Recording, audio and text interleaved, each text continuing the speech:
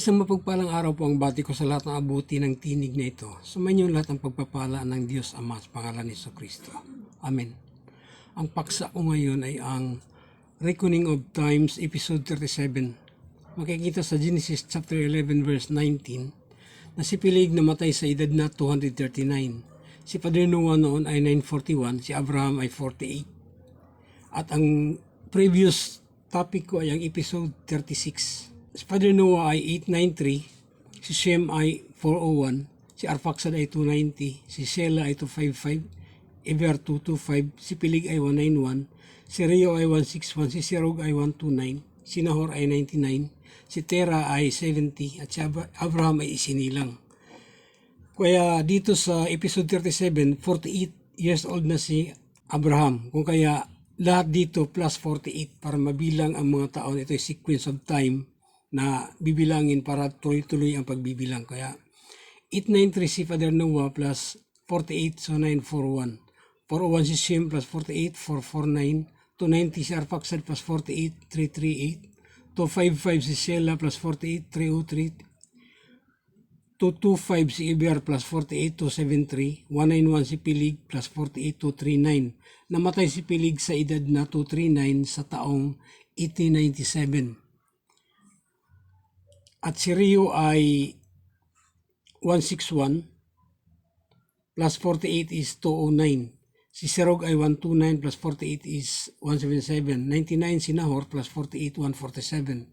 70 si Terah plus 48 is 118. At isinilang si Abraham plus 48, so 48 ang edad ni Abraham. Ito sa taong, ang previous ay 1849 year count, katumbas ng 2151 BC.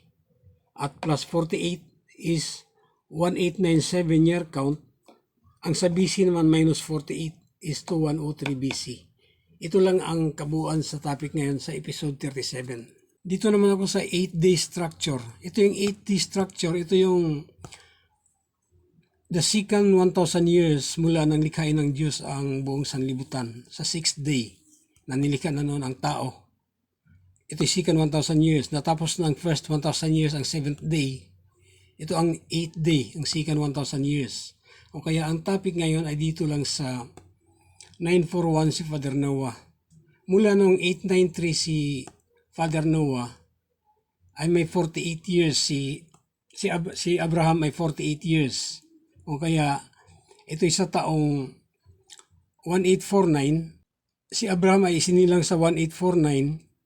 So 48 years old na si Abraham, dito na sa 1897.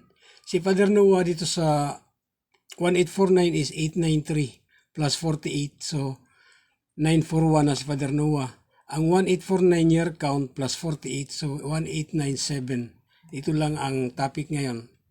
Ang 48 years ni Abraham sa mula ng 1849 year count hanggang sa 1897 year count. Katumbas naman ito ng 2103 BC, ang 1897 year count. Ito naman ang whole picture ng may chart of generation table. Binubuo ito ng 10 generations mula kay Father Adam hanggang kay Father Noah. 10 generations mula kay Father Shem hanggang kay Abraham. At 6 generations mula kay Isaac hanggang kay Moises. Ngunit dito, itong papel na ito, dito lang muna sa 147 si Jacob nung namatay sa Ehipto. Ito sa taong 2156 year count. At meron pang ibang meron pang ibang chart na karugtong dito. Hanggang dito lang muna. Ang topic ngayon ay ang 941 si Father Noah. O umpisahan ko dito sa baba. Noong 48 years si Abraham, 118 si Terah, 147 si Nahor, 177 si Serug, 209 si Reu, 239 si Peleg. Dito namatay si Peleg sa taong 1897. Taong 1897, ito sa taong 1897, namatay si Peleg sa edad na 239. Si Eber ay 273, si Shelah ay 303, si Arphaxad ay 338, at si Father Shem ay 449, si Father Noah ay 941. Ito sa taong 1897. 1897 year count. Sa pagbabangga ng mga taon, ito na ang mga pagbangga ng mga panahon. Sa 1849, si Father Noah ay 893, si Tira ay 70. O kaya ang 1849 plus 48 ito na 48 si Abraham dahil isinilang si Abraham dito. 1897, si Father Noah ay 941, si Abraham ay 48. Si Pilig namatay sa edad na 239 sa 1897. Genesis chapter 11 verse 19. Ang katumbas ng 1897 is 2103 BC.